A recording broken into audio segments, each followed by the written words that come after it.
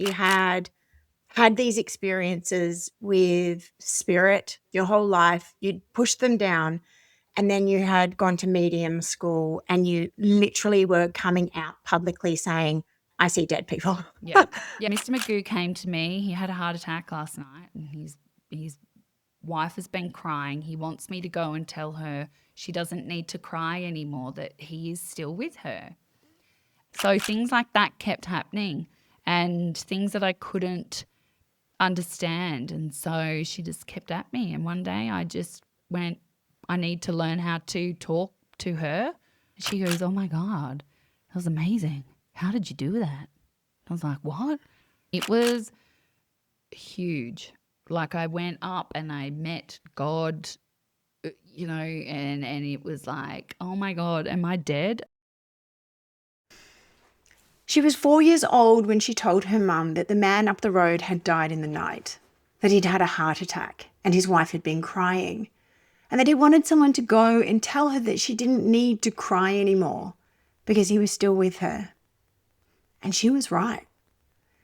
Chezzi Denyer is one of those people you feel like you know even if you've never met her.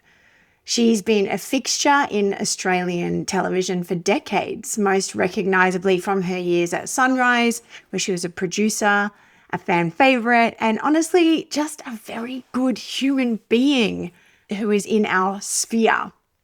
She lives in Bathurst on a farm with her 3 daughters and her husband Grant, and she has just released an incredible memoir, The Weird Little Girl Who Talks to Ghosts. And that title pretty much tells you everything that you need to know. This conversation is big, guys, and I am so here for it. Hi, I'm Danielle, and I'm so glad that you're here because together we're going to work through big stuff.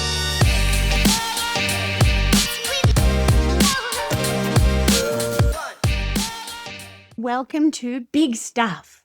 I am so excited and pumped to be here. The title, Big Stuff. I mean, that's what I'm all about. None of the small stuff, all the big stuff. No, absolutely. We don't pussyfoot around in the shallows around here. Only big stuff. I'm really excited about this conversation as well for lots of reasons. I actually had butterflies. When you do lots of podcasts and you're like, oh, this is going to be a good chat. I had butterflies around this chat because there is so much in your book that resonates with me. And I have a sneaking suspicion it's pushing me in a direction that makes my heart beat faster. That's, you know that one? Yep, I do. Which is, I hear that quite a bit at the moment from people who have been reading the book. So it's you know what? It's good. It's like a key that's just helping to unlock something that, might have been locked up for a bit too long.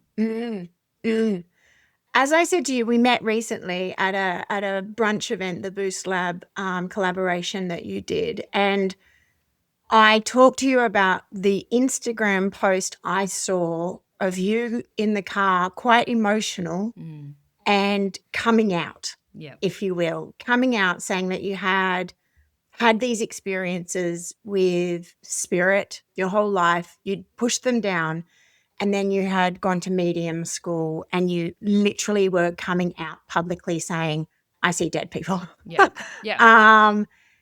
And I was like, wow, Chezzi, like that's so brave.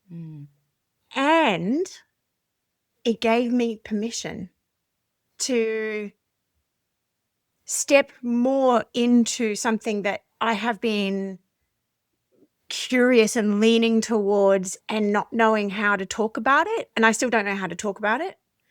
But yeah, bravo, you. Thank you. I was so terrified because I had been talking about it just to my close circle for probably 2 years about this moment when I would come out.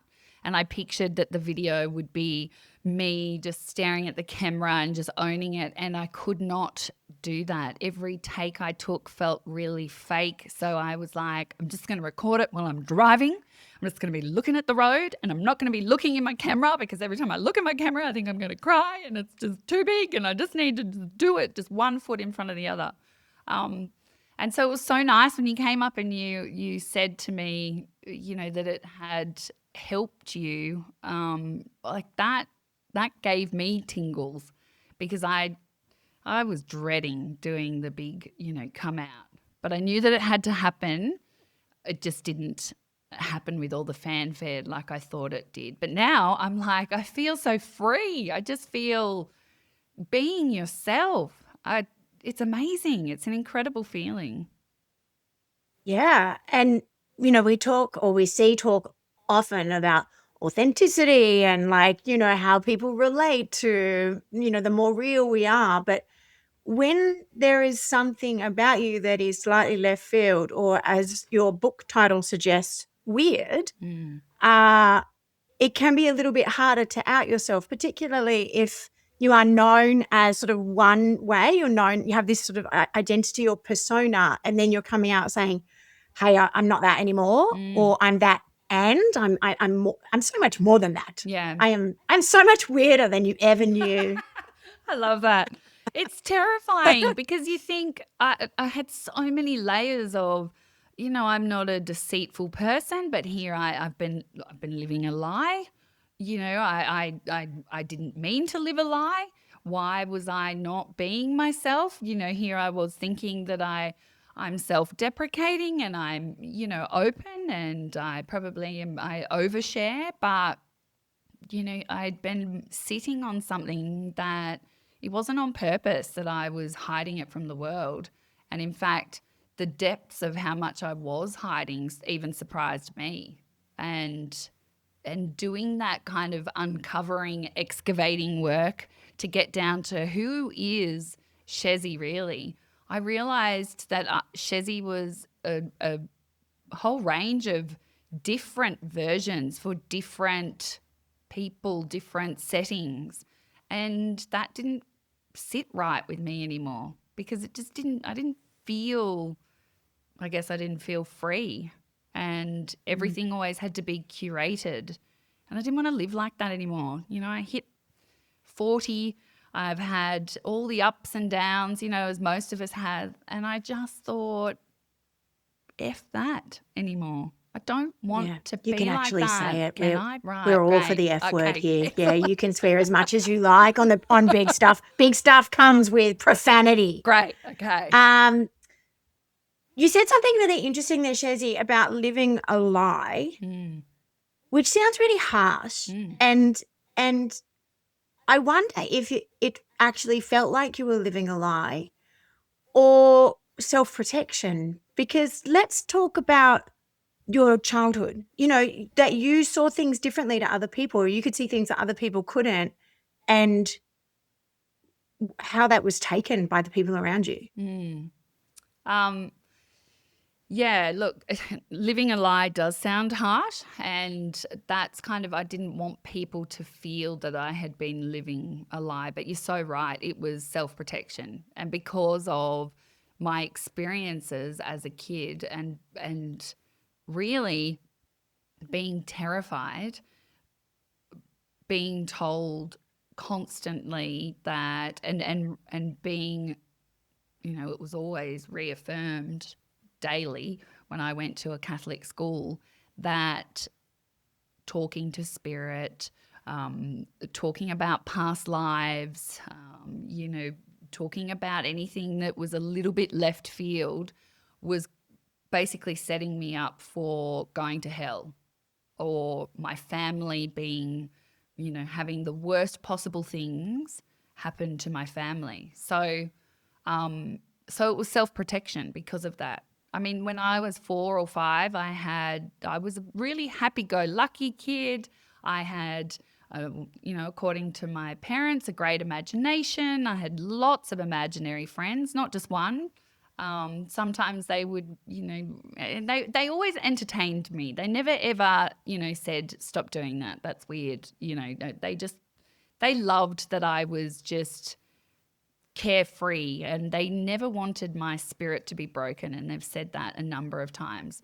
But I remember certain things happened. I remember saying to my mum one day in the lounge room, the kitchen, that Mr. Magoo from up the road had died, and he came to see me. Now, this is a 4-year-old. I've got a 5-year-old, and I can now put myself in my mum's shoes, and that, that's a big conversation for somebody at 5 to have, at 4 to have. So I said, Mr. Magoo came to me. He had a heart attack last night, and his wife has been crying. He wants me to go and tell her she doesn't need to cry anymore, that he is still with her. And I can still visualize. I mean, I've done a lot of work on myself to be able to open these memories back up, because I suppressed everything out of fear. I still remember my mum just kind of like giving me this gentle, oh, okay, and coming in for a hug, and being an empath, I pick up on energy. There was a slight shift, I guess, in the feeling in that moment, and I just remember her hug. She just held on for a little bit too long, and I thought, I've done something wrong, and I probably shouldn't have said this.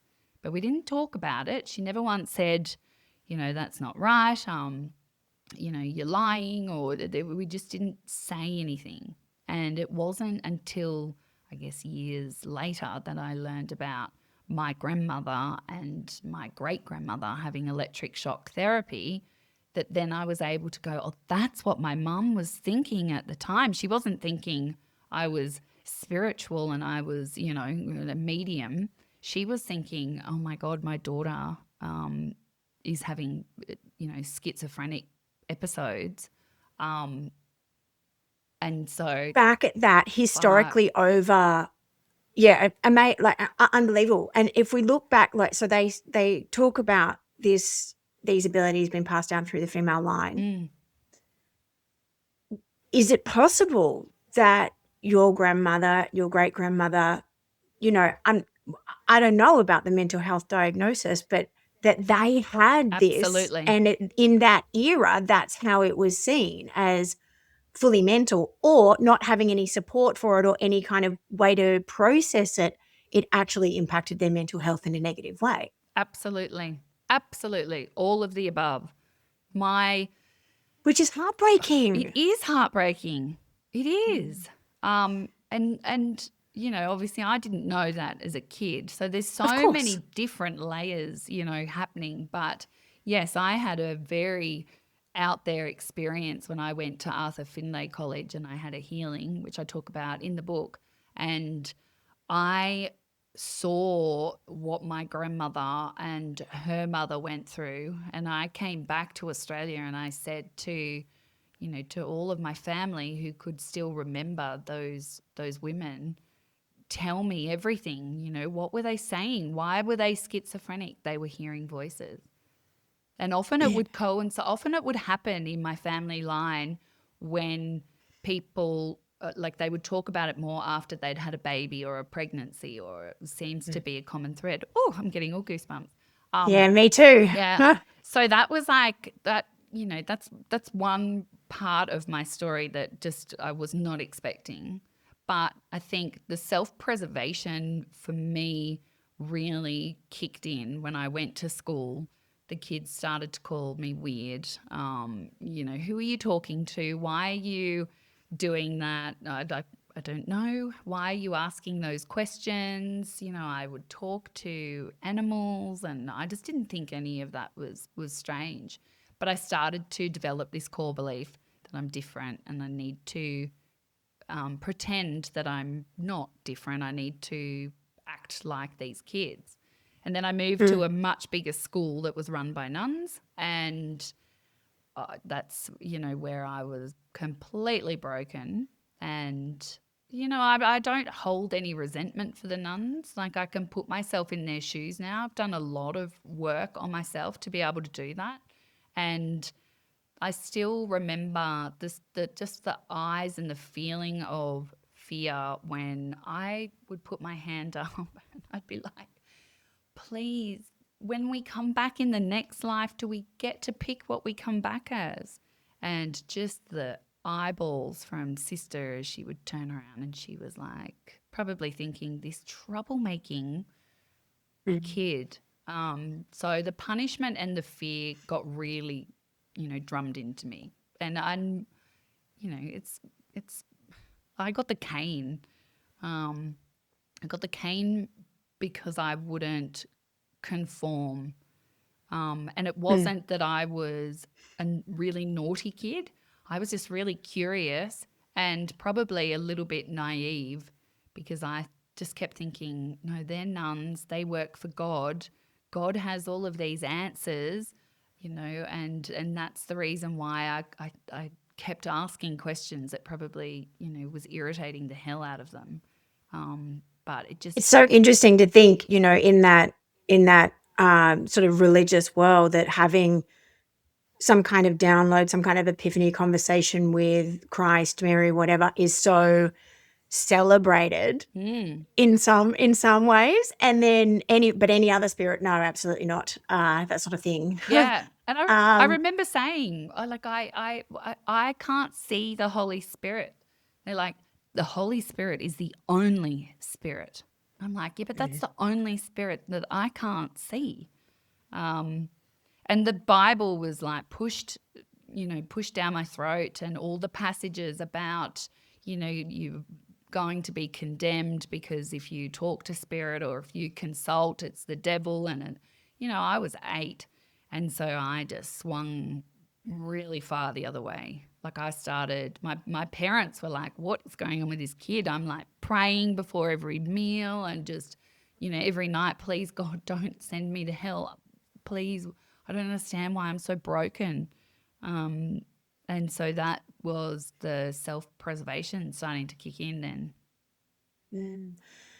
I know that you were diagnosed ADHD at 40. I was diagnosed at 47. And statistically, also, girls with ADHD hear so many more times what a problem they are in their childhood. So you had this like double whammy, right, of feeling different and being wrong.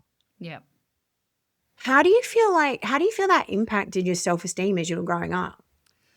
My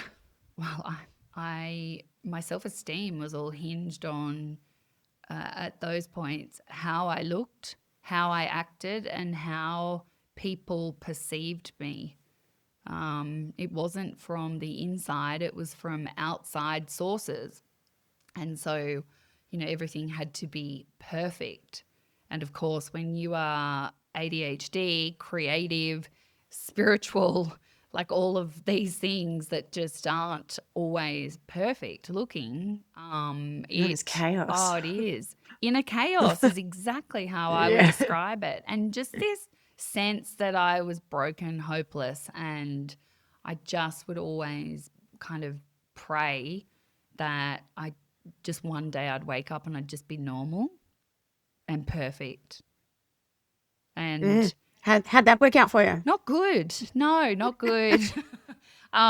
Because I think when you try to hold it all together for so long on so many different fronts, and then, something really traumatic happens, like my first birth was really, really, really hard, and everything went pear-shaped, and that whole idea of my perfect birth plan just went up the shit. And I was left feeling like a massive failure. I'd put on so much weight. I felt awful, uncomfortable. I had mastitis 14 times. I just was so broken, and then this post-traumatic stress just started to seep out of me, and all of these things. And it's been the greatest turning point in my life, but nobody can keep it together, especially not an ADHD, chaotic creative. for a long time. So, it's really hard when your entire self-esteem is hinged on you being a certain way, and then all of a sudden you just can't be that way anymore, and then you have to try and find, like, there's a grieving period, right? It really speaks to, as well, what you said earlier about having all of these sort of different compartmentalized personas that you pull out in different environments. It's the chameleon in order to fit in wherever you are, rather than being able to like really trust yourself. And I think that self-trust was, a really big thing for you, because you were told not to trust yourself. You were told that you were wrong. When all of that happened when you were a child, were you able to suppress spirit coming and like really just not like lock it out of your life for all of the decades after, until you weren't able to? Look, that's a great question. I still had things happening that I couldn't explain. So, for instance, I would be, in a shop and I would hear a voice. I mean, it's one of the examples that I speak about. I was in a what I called a hippie shop in Hornsby in Sydney, and I heard a voice and it freaked me out, because I was like, oh my God, I know that that's not a voice that everybody else is hearing. And so again, I ran away from it. I had experiences where, I might go to ride my bike through the graveyard, and occasionally I would hear a voice or I would see something and I would just go, nope, nope, not happening. And I would purposely block it. There was times, I guess, where I probably wasn't as successful at blocking it, even though I thought that I was blocking it. People who were close to me, when I started writing this book and I started consulting them, and they were like, you've always been weird. You've always been weird. Like occasionally, and I don't even remember these things, but people who were in my safe space, although I wasn't out there, with my best friend or with my husband, saying I can talk to, to dead people. Like I had to remember so much of that. I still would occasionally see a bird or see my lucky car or something, and I'd be like, yeah, no, that's, we need to go that way, or yeah, we're on the right path, or, to me, that was safe weird, but not weird. But to them, they were like, yeah, that's weird. That's where I was going with my next thing, is like there's mediumship, which is talking to spirit, seeing spirit, hearing spirit, however it works for you. And then there is intuition, psychic sort of ability. Did you always trust your intuition? That's one of the things that I really struggle with, is I know more than I think I know, but because I have ADHD, and this is what I think it is. Like one of my spiritual mentors would be like, just really tune into your gut. Like, what is your gut telling you? And I'm like, I have no idea, because I've got like 10,000 squirrels. So like, I think I know something, and then I question it and whatever. So like, talk to me about your process of learning to trust your own intuition. Yeah. So I can take notes. Okay. So yeah, look, I didn't trust my own intuition for a very long time, because I just would override everything, because I was taught that I wasn't good enough. I would always make the wrong decision. I would always do stupid things, and therefore don't ever trust what this is putting out. And so that was a big internal core belief. But when I started to kind of extricate myself from those beliefs and started to try and listen to my gut, it took time, and I wasn't perfect at the start of doing it, but I started to study signs and patterns that reaffirmed what I was feeling. And then I started to research a bit more about intuition, and I started to realize that usually most of us, the very first thing that you think of, that you respond, the very first thing is usually your intuition. But intuition is so subtle, right? That when you've got 14 squirrels like going around here and it's, any shiny thing takes your attention away for a minute, and because I'm very much like that too, that can be really hard to kind of, slow down and tune into that. But it's like a muscle. You have to exercise it and start with small things. That's my, advice, not major life decisions. And it takes time, but eventually you do start to trust yourself, and then that's where the magic happens. But there's signs around all the time, and I am super, super passionate about using them as a tool when you're not sure how to connect. Yeah, I agree. I agree completely. And if anyone is listening and they don't really understand about the signs, there are, I guess, fairly common ones that people talk about, being birds or feathers or coins or songs or whatever. But you can choose what the sign is, and you just tell spirit, right? You tell your spirit crew, this is what I want my sign to be. Yep. Can you please show me that? So it doesn't have to be something. When I was standing next to you waiting to have a chat to you, I heard you saying to a lovely person something about feathers being signs, and she was like, I hate birds. I hate feathers. I hate birds. I'm autistic. I was like, I love her so much. I remember that actually. Yes. Yeah. We did come full circle back, and she's like, oh, right. Yeah, I do see feathers, but I don't like birds. They scare me. Yeah.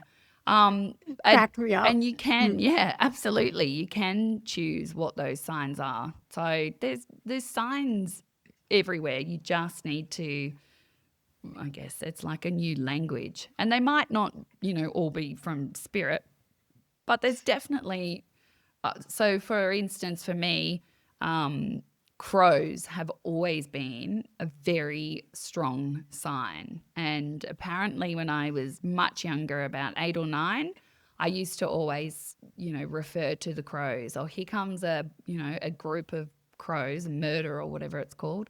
And I'm like, we are going to have a great day today. Now, I don't know where that came from, right? And so I used to say stuff like that, and then I lost it, forgot about it. And then, now if I am having a conversation, like if a crow flew past this window, I'm like, right, we are besties forever. I mean, I know that anyway, but it's an affirmation. I just was like, oh, please, crow, please, crow. I just talked to my crew, who are the kookaburras. Could you please send a crow? Oh, see, and kookaburras, right? So yeah, they're big for me. Just in the last week, and now I haven't had any kookaburras kind of come into my life since I lived down in the south of Sydney, and 3 black crows, I swear to you, have just flown straight past the window. Like Steve, and one's just come back. I can't record it. You're just going to have to believe me. No, you called it. You said we will be besties if a crow comes. So there you are. That's the sign I needed. Yep. So 3 one way. So that's the number of creativity and collaboration, right? And Amazing. then 1 turned around and came back. So, this is big. And that's how easy it is. And so I use that now. And I have several signs for different things. I've kind of got my own language, I say, with the universe. And some days when I'm feeling, pretty shitty and a little bit lost and, things aren't going the way that you'd hoped, I will often just take, a couple of seconds and just say, universe, send me a sign today that everything's going to be okay, And like a few minutes later, I'll see a rainbow or something that reminds me of hope, and I take that as a sign. And it works. Yeah. It does. It really does. I do that as well. You'll love this one. When my mum died in October, and we had a living wake for her just before, and I'm in this choir, a community choir, and we got the choir to come and teach her guests how to sing the harmonies and the stuff for Crowded House, Don't Dream It's Over.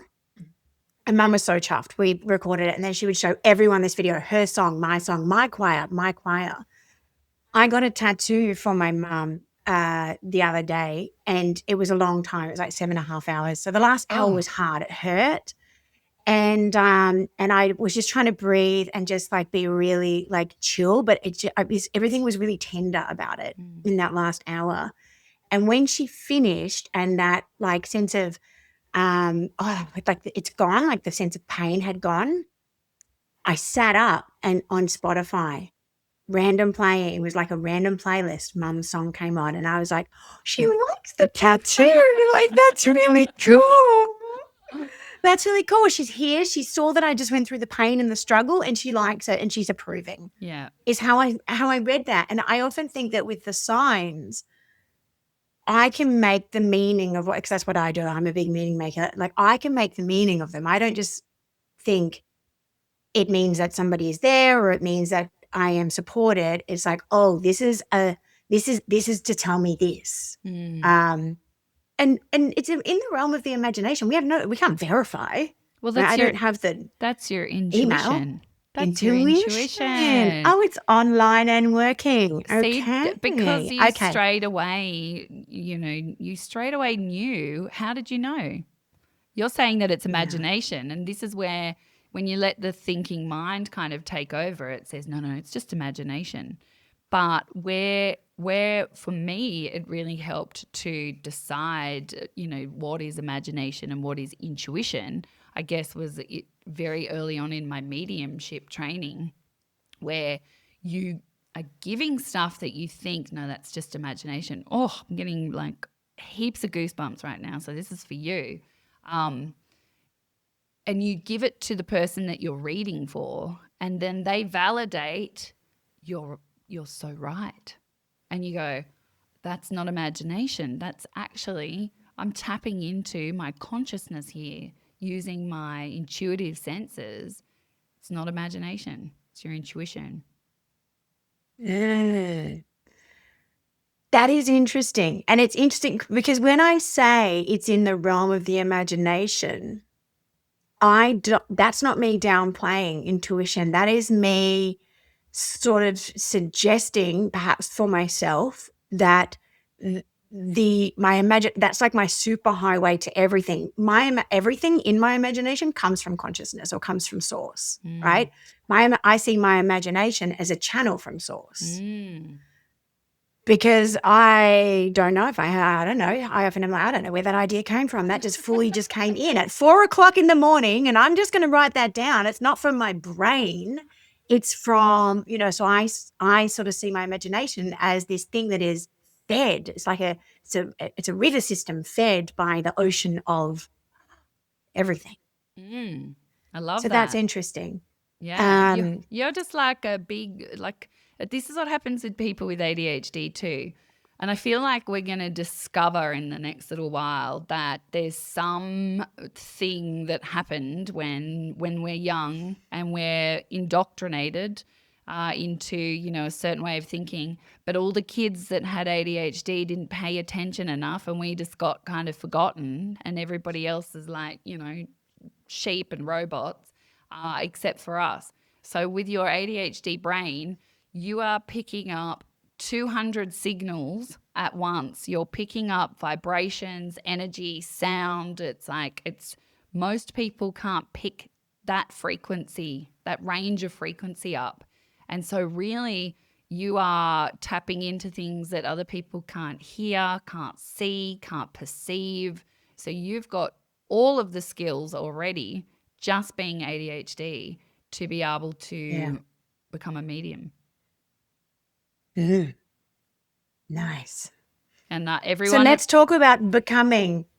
Yeah. Let's talk about becoming, because you talk about in your book that you suffered a great loss in order for you to tap back into this. It was like, talk to us about your loss. So Yeah, so I was straight, wasn't weird. I was Straight. pretending. I wasn't out there. And one of my very, very close friends developed breast cancer when she was pregnant. We were pregnant at the same time, actually. I was having my third baby Sunday, and she was having her first.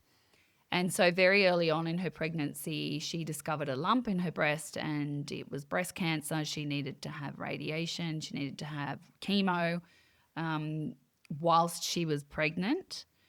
Um, the only other person that I've ever known, me personally, was Sally Obermeter. And I really held on to that because she had a very good outcome, but she also found a lump when she was pregnant. My girlfriend, Amy, who eventually succumbed to cancer, it had spread to her head and she tried everything to fight it. She headed off overseas. I mean, I just can't even imagine leaving your brand new baby to head off overseas to try one last ditch attempt to get rid of this, what she called her little friends. She never used the cancer word. So I had COVID at the time when I found out that she'd passed away.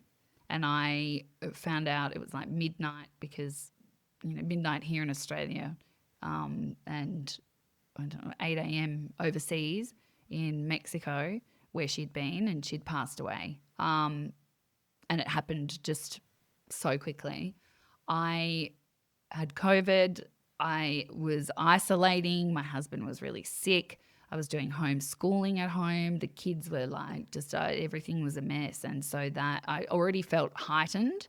And I was just absolutely shattered. And in shock as well. So her death came, there's never a good time, but being a brand new mum myself, I was heartbroken. So, I pictured every time I picked up my little girl, I pictured, my girlfriend's little boy growing up without his mum. And I remember looking out the window all the time, just thinking like, what is the reason behind this? I understand when older people pass away, who've had full lives, but how could you do this? And my friend was so full of life and so pragmatic. And we often used to have arguments because she would say I was a bit woo-woo because I liked astrology. Like that's about, as woo-woo as it got. And she was very different, very straight down the line, very scientific. And so it wasn't long after she'd passed away and I'm still crying every night and wondering, how the hell I can go on. And I just had so much sadness. I just was really broken. And at the same time, my dad had been diagnosed with cancer. My mum had severe anxiety, which turned out to be Alzheimer's, early onset Alzheimer's. And my baby daughter had hip dysplasia and had to go in and have an operation and be in a cast. There was just so much pain and just it was too big. So it broke me. I just felt shattered, splintered. And I just, right at that point where I was so low, we started to have these really weird experiences. So birds just kept flying into the windows. Now, I love birds, as you know. And so the first one hit and I was like, whoa, what's happening? Oh my gosh, that poor bird got up and walked away. But it was a big hit. We had 15 in a row and I said to Grant, my husband, I'm like, I think something is trying to tell us something. This is really bizarre. What's going on? And so I, at that point, thought it was Grant's grandfather. And I just was like, you're not listening. What are the spiritual signs? And we were like, oh, maybe it's Amy. And then all of a sudden the lights would flicker. And I thought, what was that? Amy? And then the lights would flicker. And my husband and I were like, oh my God, what's going on?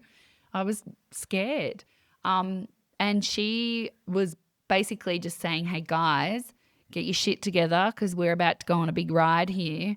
And I had no idea at the time, but she just kept pestering me from the other side. So songs would come on the car radio before the car was on. It was always Amy Shark, right? Tell them all I said hi. Right at the chorus where it says tell them all I said hi, and then it's gone. And I'm like, I can't, Amy, if this is you, yep, lights flickering. If this is you, I can't go and tell your family that you're saying hi because that's really weird and I don't know what I'm doing here. So things like that kept happening and things that I couldn't understand. And so she just kept at me. And one day I just went, I need to learn how to talk to her. And so I just Googled, medium school, and up it popped straight up. So I messaged off to Rory from the medium school. I thought that she's in Canada. She won't know who I am.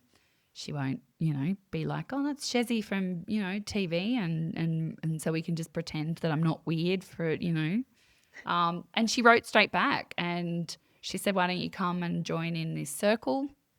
You might really enjoy it. It's free. It's just with other people that want to give it a go. So I did that. I mean, I missed a few and I was nervous. I felt butterflies and I was like, what am I doing? What am I doing jumping on this? It's just weird. And anyway, yeah, I did one and it was incredible. It was like a breakout room with people from across the world. And when she said that we were all going into breakout rooms, I clocked eyes with one woman and I thought, I'm going into a room with her. And then wait.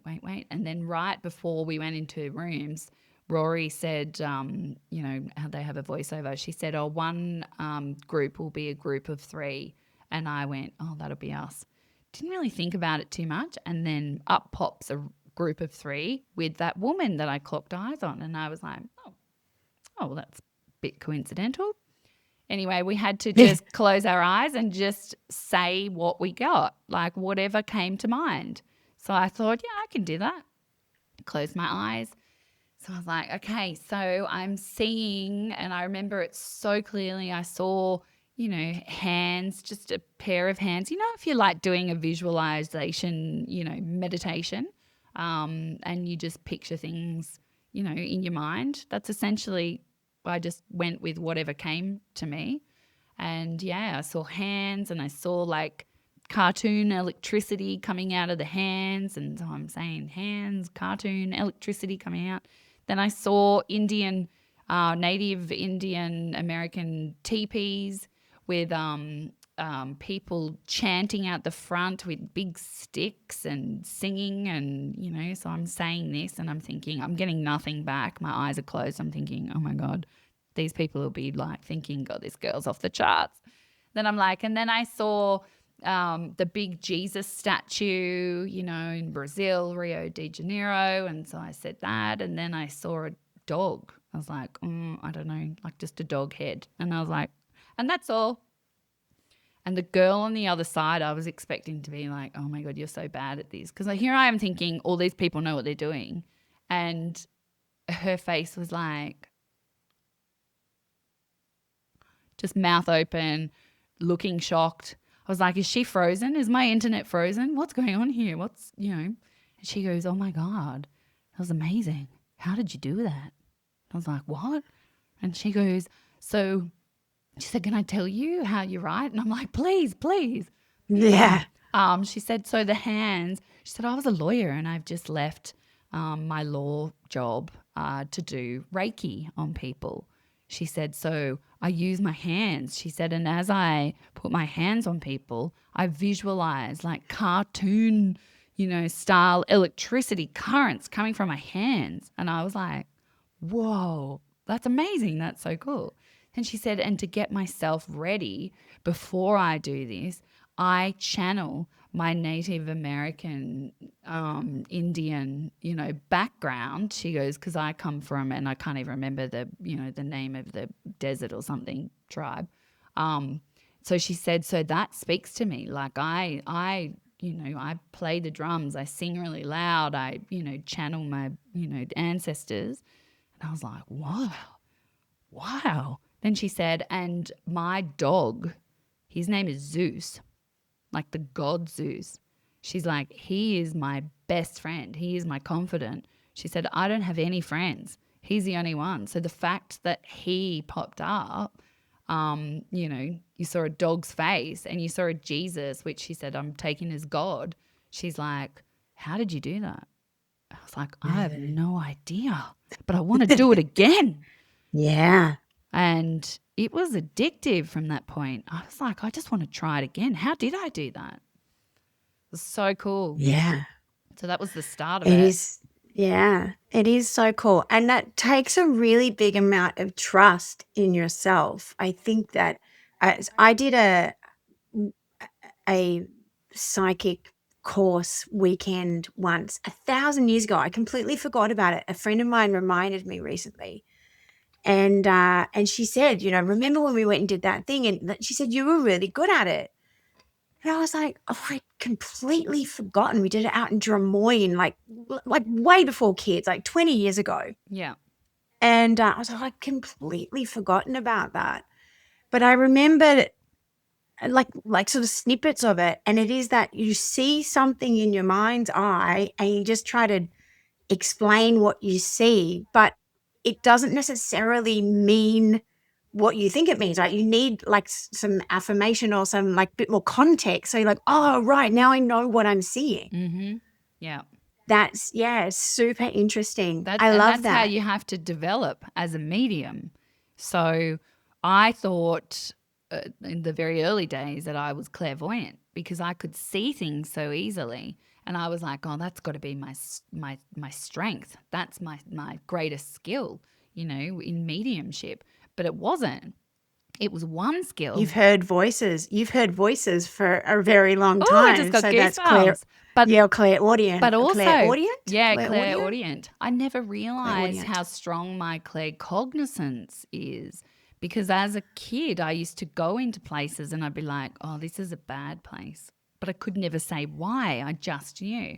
And when my husband had his accident on the day, like his big accident when he broke his back, on the day. Yeah, I was going to ask you about this actually. Yes, tell me. I was like, I go everywhere. I am so even-tempered, happy-go-lucky. He'd never, ever experienced me saying, I can't go. I was standing at the door ready to go. I could not walk outside. I just said to him, I don't know what anxiety feels like, but I feel like I think I have anxiety. I don't know. I just feel like if I go out that door, something really bad is going to happen. And the only other time that I remember it being so overpowering was September 11 attacks in New York.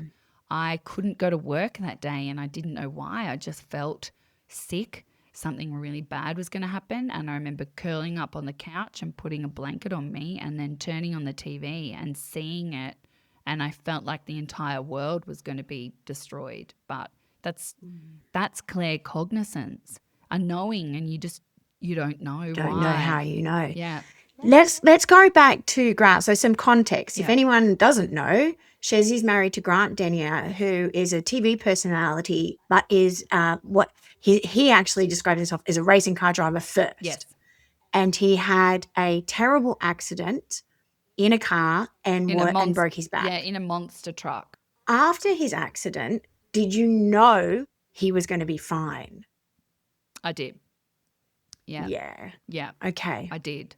At the start, Yeah. When I saw him, I knew he was going to be fine, but I didn't know. I didn't know at the very start because I was a long way from him. He was down in Wollongong. They were trying to get him to the hospital, and I'd just spoken to Jack Elsgood, the football player. He's like, I didn't even know that Grant had an accident. I hadn't heard from him. The event should have finished. I kept ringing his phone. He wouldn't answer. You'd been feeling off all day, all morning, day, yep. And so you hadn't gone. Okay. And so I just was like, I have to call him. I just know something has happened. Something has happened. And when Jack picked up the phone, he said since that he was like, oh, crap, what do we tell her? what do we tell his girlfriend? Like, we don't know what to say. And he's like, hi, Chezzi, it's Jack Elsgood here. I am driving in the car behind the ambulance. Look, he's okay. They think he's broken his back. Look, we don't know. He's in an extraordinary amount of pain. I'm sorry, I've got to go. And he hung up, and that was it. And I've gone, oh my God, I don't even know these people. Like, what happened? And then that's when my phone started ringing because the news had found out. And so I turned the radio on, and they were, because it was a media event for a charity day, the media had everything. Rolling. Yeah. And so, and it was just such a shock, and he couldn't hide it, because when he jumped over the car and it landed, the suspension broke and it just shattered his vertebrae. And so he fell out, and apparently the screaming and, was so extraordinary. And so the news reports, they always love to sensationalize everything, but the radio was saying that, the fears were he would never walk again, that he'd, broken his back in several places, and he'd be a paraplegic, and like it was, So when you, as an intuitive person, have fear, adrenaline, cortisol, all of that running through your body, I imagine all of your like extra senses go offline because you just become an animal in fear, right? Yeah. Yep. Chezzi's giving me big nods. Yep. Big nods. Sorry, yep. If you're just listening here. Yeah. It's happened a number of times also on the Amazing Race when I thought I was going to lose him. Now, I was so in tune at that point, like the most ever, because I was training for my certification. So I had every sense was alive. I had been developing, like I was seeing, and when I say developing, like I had so much practice happening, daily practice. I'd wake up early to do my meditations, and I'd be doing like training exercises, right? If you imagine Rocky music playing, and here I am like sitting there trying to picture, the details on a leaf in your mind, and you try and hold that connection, and that's, that's developing. I was so in tune, and then Grant collapsed, and he was not good, and he had a seizure in my arms, and it was almost like every one of those senses just went bye. Yeah. And everything I just saw then fiber optic cables, Yep. all the fiber optic cables like Avatar all coming out of you, and everything just going back in like an anemone. Yep. Okay. That's interesting. In your book, you talk about it sounds to me it's like a vision quest. You went to a health retreat to have a detox. Yep. And everything about that to me reads like a vision quest. And you ended up with the result that you are aiming for in a vision quest, which is connecting with your spirit guides. Tell us about your experience, what you thought you were getting, and what happened. So before I was invited to do a masterclass in mediumship with Arthur Findlay College in England, and I had imposter syndrome badly because I was thinking, oh my God, I'm going there with all the world's best mediums. Like I need to be a clear channel. I really need to get rid of all of this baggage from the Amazing Race, and I need to, get back into my practice. And so I'm going to go and do a detox retreat, detox coffee and wine, and I'm going to do all of this so that I am as clear as I can be. And within the first day of fasting, I was already seeing apparitions and things were happening, and I was getting more excited about how great I was going to be when I went to the mediumship masterclass, and people wouldn't think I was a fraud because I'd never studied, I'd studied online, but I'd never actually done it with real people. So that was my whole idea for doing this detox retreat. Isn't it wild that something so ephemeral as mediumship, we still have this sense of like, I'm not doing it right. Yes. Everyone is better, you know, like it's Yes. and it's such a like an out there kind of thing. Yeah.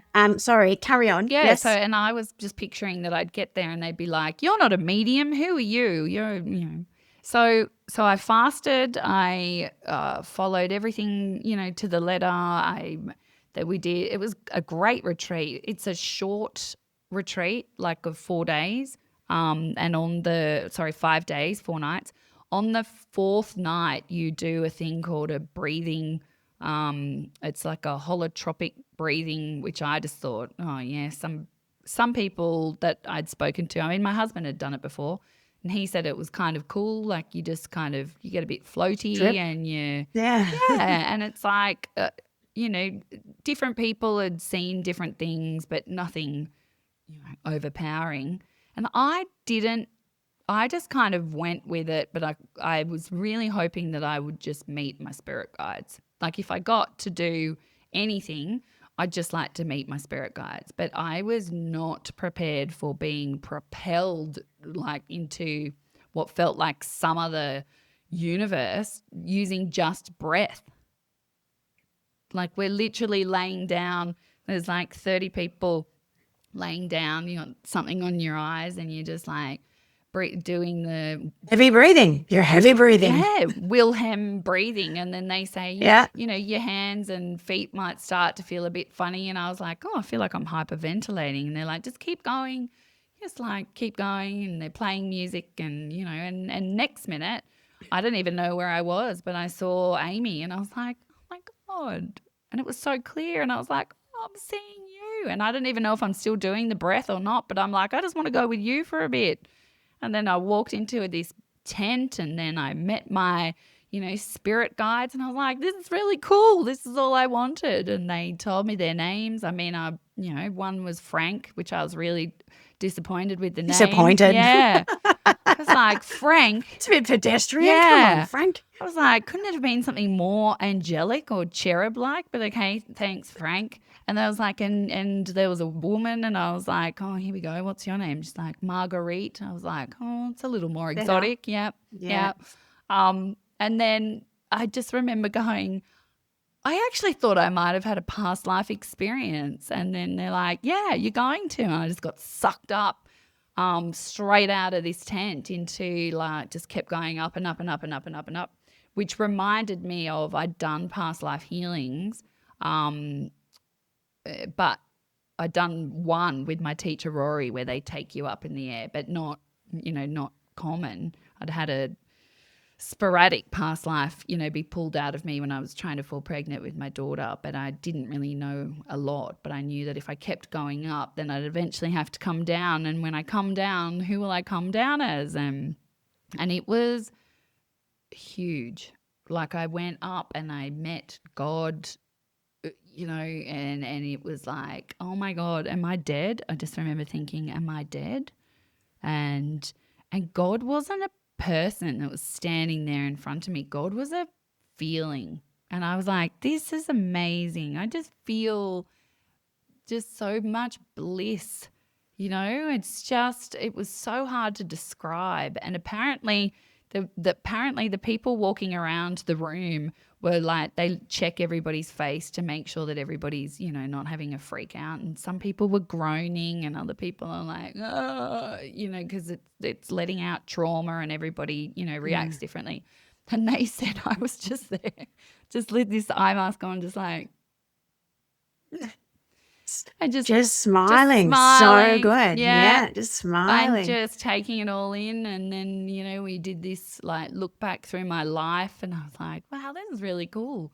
And then I just remember, you know, being shown a scene where I was mean to this girl in year 8 and, you know, and I don't even, I do remember it, but I don't remember it clearly. But like I saw it so clearly and I thought, oh my God, I was really awful. Like I feel really bad.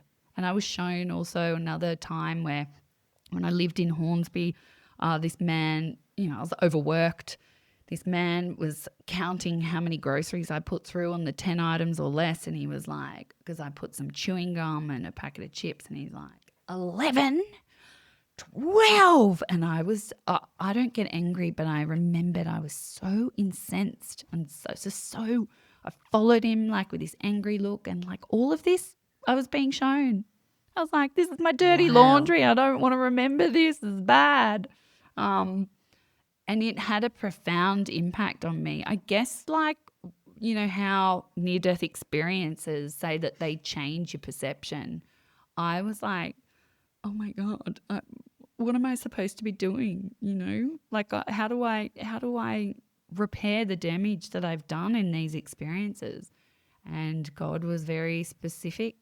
It's like, you need to go back and you need to write a book. I was like, I'm writing a book, but you know, something about the nuns, and like it was incredible. It was crazy and so profound. I think I was on a high for about, I don't know, 6 weeks. Like I went into spiritual college like, yeah, I'm supposed to be here, you know, which was the effect that I wanted. But also something in me really shifted. And it was, it was an incredible experience.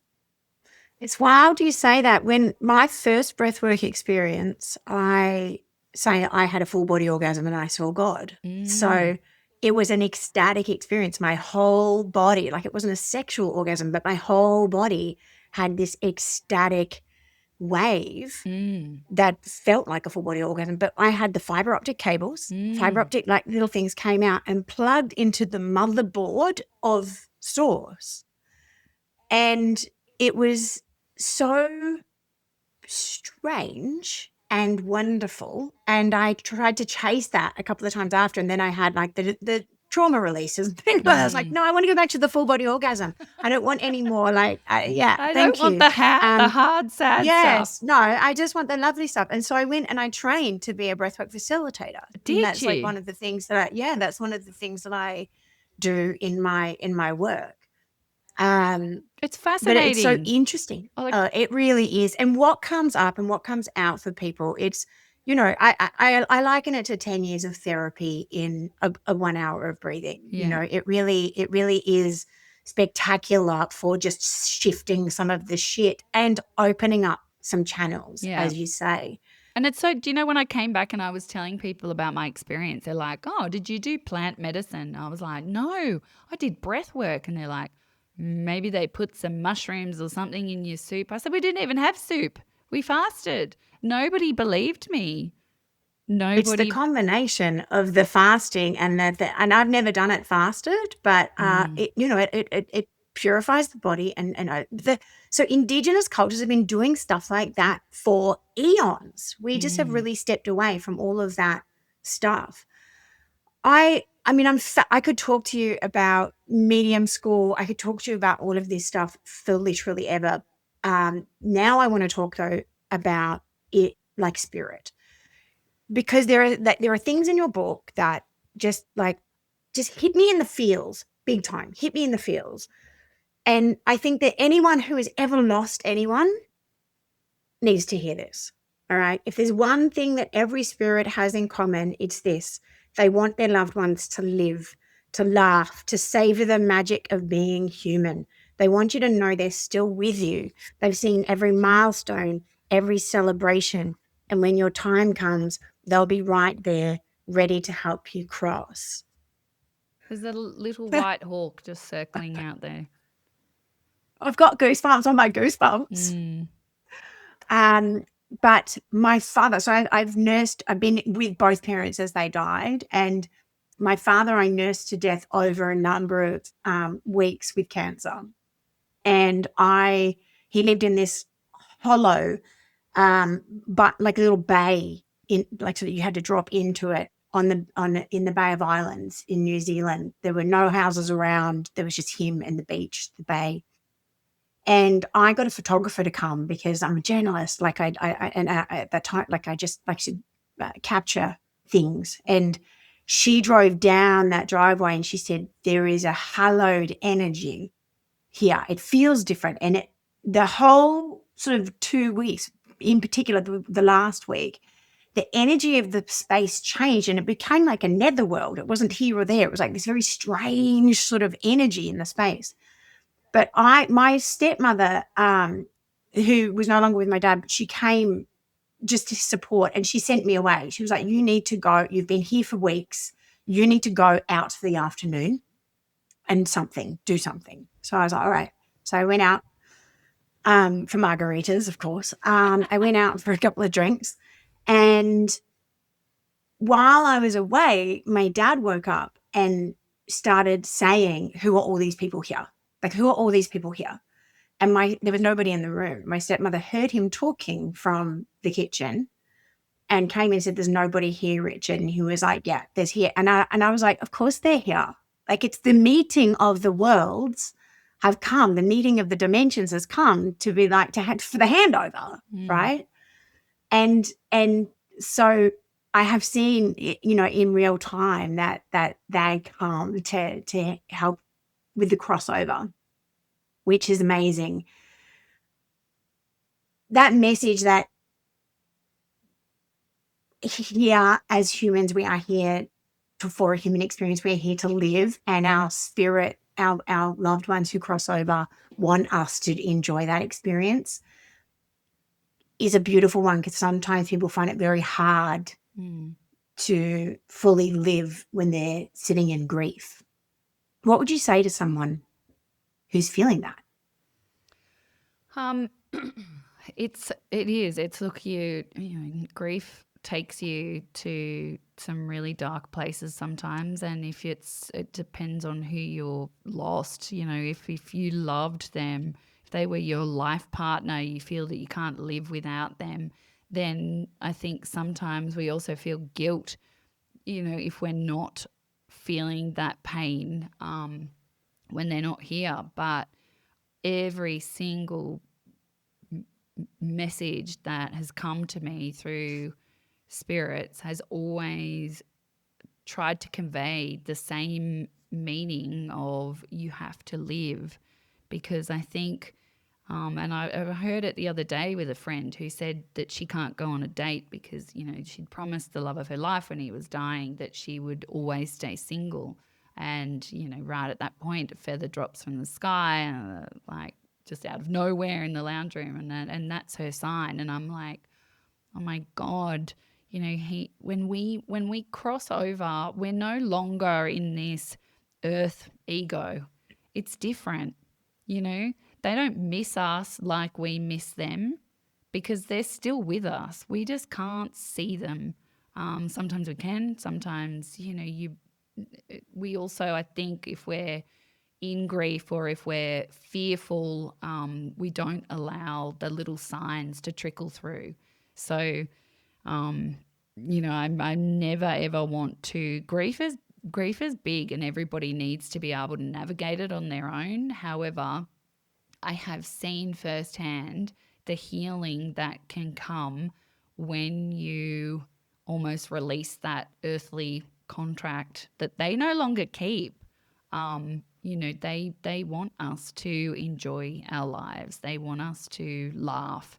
That's another one, a lot of readings often say you need to live, laugh, dance, sing, experience everything, So yeah, look, it's tricky, and sometimes, if you say to somebody your loved one doesn't want you to be sad anymore, I mean, that's, oh, okay, thanks. Well, I'm not sad anymore, thank you. Like, that doesn't have, the same feeling. That, yes, they are trying to get me to say they don't want you to cry. However, of course, I understand both worlds. So yeah, feelings are part of the human experience, right? Exactly. So yeah, that's tricky to navigate, which I never want my messages to be tokenistic, but it's very hard to explain to somebody who just doesn't understand, or even a good one, if their loved one when they were here was deeply religious or very stoic, or they would never believe in mediumship, then all of a sudden, when they pass, that all changes. And I hear it a lot. I mean, even in one of my mediumship certification exams, the the grandparents who came through to the person that I was being assessed to read for, they were saying, we are so sorry. We were such stout religious, people that we never ever would allow you to lean into this, even though we know now that you wanted to study mediumship. I mean, I didn't even know that because I didn't know this woman that I was reading for. And that just unlocked so much healing for her. Just because somebody was, in my experience, just because somebody was a devout Catholic when they were here and, would never contemplate mediumship, that changes when they go to the other side. Mm. I mean, I want to talk to you about sacred contracts. I want to talk to you about so many things, so many things. It's just, I honestly could talk to you forever. The last third-ish of your book, you literally wrote down messages from spirit Yeah. to help you to process just how much was coming through. It's almost like you turned on the fire hydrant and couldn't like get your mouth around it fast enough. You know what happened? I never set out to write a book, like ever. So I studied mediumship. I excelled at the tests, the examination process, but I didn't cut the connection, and then I just got flooded with the messages. And those messages, that's all I was going to publish. Like, I've got heaps more. That's just a select, bunch. That was the heart of the book. But going back through my story was, that came later because I just wanted to give credibility to the messages. Well, it's a great book. It's a super readable. You're a great writer. It's super readable and relatable and really fascinating. I'm glad that you did give the story just because I love stories, right? And you're interesting and irreverent and lovely. The thing that I'm really interested in with the messages is how poetic they are. It's almost like once you cross over and you lose not all of them, you can still hear the different individual voices in the messages. It's not like they suddenly become like this all-seeing, omnipresent, poet. Yeah. They still have their individual flavors, but the expression in them is just so moving. It made me quite emotional to read. So even though the messages came through for specific people, they really are messages for humanity. How has it made you feel about the big picture? When you started this with Amy asking, what is it all about? Chezzi Denyer, what is it all about? I don't feel a fear of dying. I don't feel fear of much anymore. I don't. I used to love politics before all of this. I just loved, and I always loved the battle against good and evil, and I don't have any of that anymore. I don't know. I just feel like the lesson that we are here to learn is unconditional love. And I feel that sometimes we get kept small because of fear, definitely in my case. And it's so expansive to just be so full of love. And that's a beautiful place. I mean, at the start of writing all of the messages, it was heavy. And I wasn't this, I don't know, like happy-go-lucky person. I was deep in it because at the start of writing the messages, I was being shown first through the eyes of the human who was losing someone, and I didn't even know that could happen. And the visualizations and the feelings, and it was so intense. And then my mediumship teacher said, why don't you say to them, I don't need that. I don't need to see it. Like, I can still relay the messages. So I never thought that I was a great writer. I remember at journalism school they said I was a bit flowery. So, some of the messages, they come through in like words being given to me, in, in symbols that I'm interpreting, in, It's not like somebody sits down and they say, right, I want you to write this out like this. So it's my interpretation of what they're giving me. And obviously, as I kept going, it's so much easier to get that. Now I can say when I come into the office, okay, guys, let's go. Who's first? Come on in. Let's do this. And I've got my own language, that I can use all of the senses to do. So some, the personalities were really strong coming through, which is, some even shocked me. I was like, oh, I don't know if I can put that in. That's a bit, one in particular I'm thinking of was like real hardcore and look, 340 of them I think now have been owned. I just had one the other day from a lady who sent me a message about she'd lost twins at 24 weeks and she said that was her message. So and she didn't even know that the book had messages, so she'd been hiding that for 20 years. She'd been struggling with that. So yeah, it's I don't know, the whole poetic thing, it's not like it's an interpretation, if that makes sense. Okay. So it's somewhat your flavor as well. That makes sense. It makes sense. It's just like when you go to a medium and they give you what, they're getting. So I'm like channeling some things, as I say, I hear, words.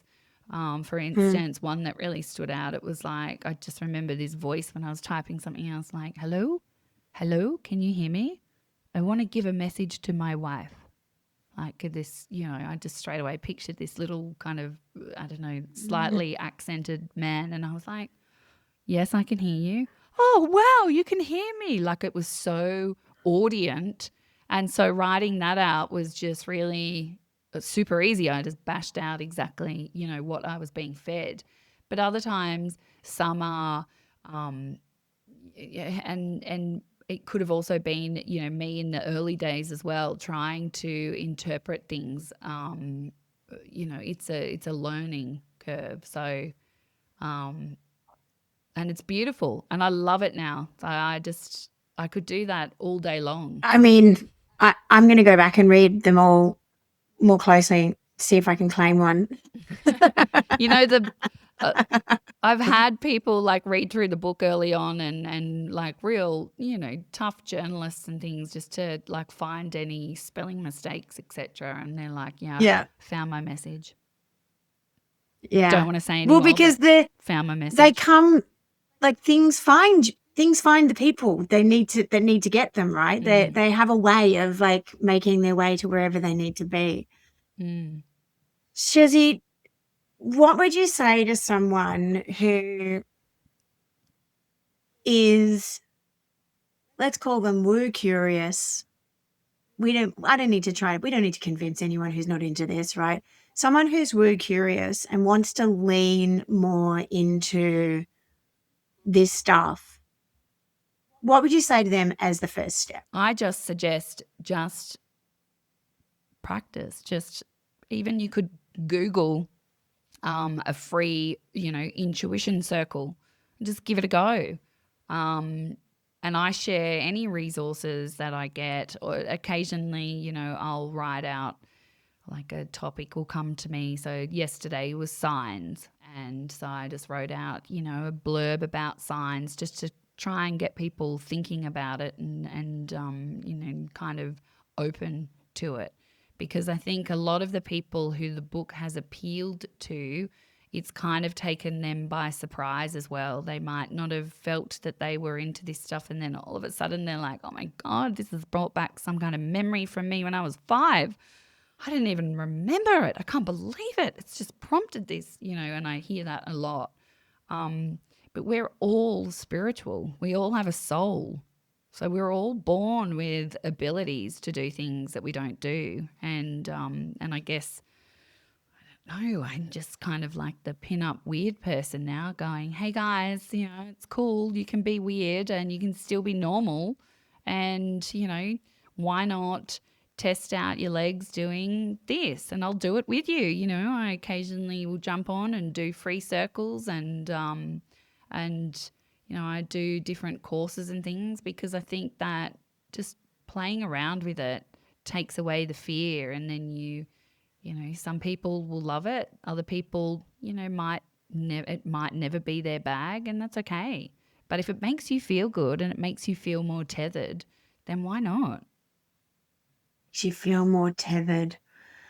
Yeah, I love that expression of it. And it's about feeling connected to something bigger and greater and connected more deeply to yourself. Chezzi Denyer, I bloody loved this conversation. I really could chat to you for another 5 years. I haven't even scratched the surface of the things that we could talk about. Thank you so much for your time and for your candor.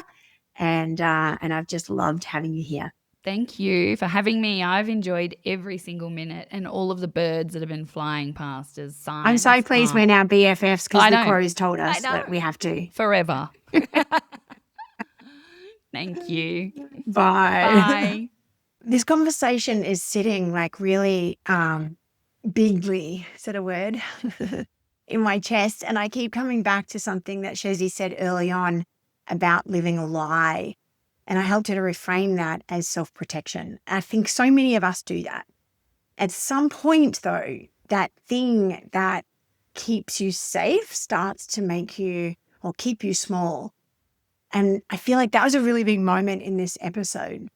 Because Chezzi's story isn't just about mediumship. It's about what happens to us when the truest thing about us is treated like a problem and we are forced to push it down and we're forced to hold it together. And then what happens when we allow that thing to be broken open and the truest version of ourselves to come forward. I think many of us have a version of that. The knowing that we override, the instincts that we talk ourselves out of, or the part of us that we've decided isn't credible enough to trust. Chezzi's book, The Weird Little Girl Who Talks to Ghosts, is a great read, and I will link to that in the show notes and link to the Facebook circle for the woo curious. I'll link to all of the things. I want to leave you with two sort of thinking points though. What is the truest part of yourself that you have decided not to show? What is it about yourself that you feel is too much for the world or for the people around you? And when did you decide that? When did you learn to believe that and start to hide it? And maybe what does it cost you? And the second thing I would like to leave you with is Chezzi talked about intuition being a muscle that you build slowly, starting small. So where could you do that? Where in your life right now do you feel like you maybe already have a knowing that you keep overriding? But what would it look like to hone in, to listen to it, and to learn to act on it? If you have any questions, you can reach out to me at bigstuffpod@gmail.com. You can find me on Instagram. You can find Chezzi. You can talk about all of the things. Let's keep this conversation going.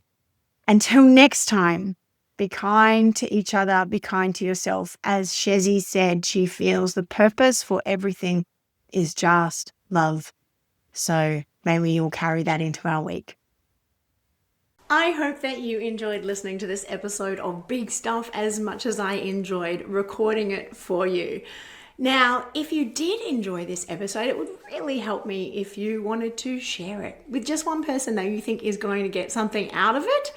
And also feel free to drop a comment. All of these things really help podcasts to gain more ears, and that's what we're really here for. Also, be sure to subscribe, then you will never miss an episode. If you want to find out more about me, who I am, what I do, then you can go and check me out at daniellecolley.com.au. I'll see you next episode for more big stuff.